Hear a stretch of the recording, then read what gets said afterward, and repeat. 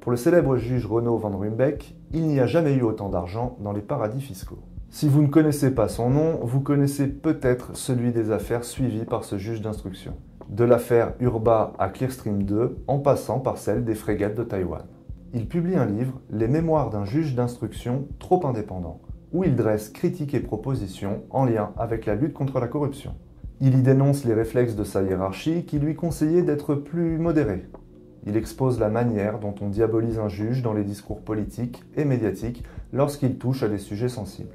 Plusieurs anecdotes soulignent la difficulté à juger des détournements en présentant les précautions prises, comme le fait, pour éviter toute fuite nuisible à l'instruction, de ne pas pouvoir indiquer aux policiers chargés des perquisitions l'adresse du lieu à investiguer. Pour autant, Van Ruymbeck félicite les efforts réalisés par les sociétés civiles après des siècles d'omerta sur les détournements financiers réalisés par les pouvoirs politiques. Mais comme il l'indique depuis l'appel de Genève, cette lutte contre les fraudes en haut lieu ne peut aboutir qu'avec la participation de tous les acteurs mondiaux, puisqu'il suffit d'un seul paradis fiscal pour mettre la justice et les peuples en défaut.